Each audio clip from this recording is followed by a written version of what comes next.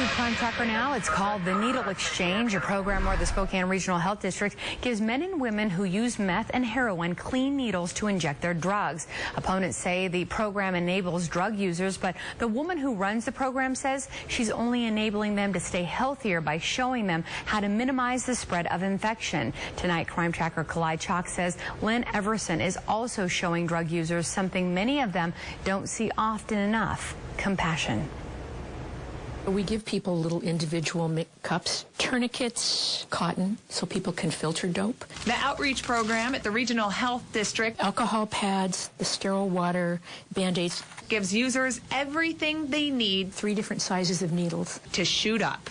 Everything we do is done to reduce the spread of HIV and hepatitis B, C, and D among injection drug users. And Lynn Everson, who has run the program for over 20 years, also gives them a cookie. And the most popular cookie is peanut butter. It's a gesture of kindness, something Lynn says many users have never experienced before. We just feel like our clients need a safe place where they're treated like human beings. 5 days a week, users file through the doors of the outreach center.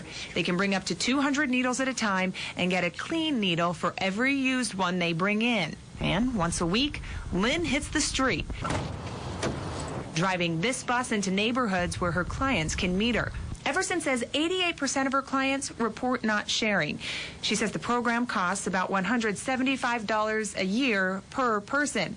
That's a cheap alternative to treating HIV, which has a lifetime treatment cost of $380,000. And as Lynn works to prevent the spread of infection among her clients, she works to provoke thought in a society that doesn't tend to show sympathy for drug users. We feel like people made their own bed, they might as well sleep in it, when actually their beds were made for them by childhood trauma. Lynn cites the Adverse Childhood Experiences study by the Centers for Disease Control and Kaiser Permanente. It says that children who are abused and neglected are more likely to turn to drugs and alcohol as adults. She says that's the story behind many of the men and women that she serves. I'm Crime Tracker Kalae Chock.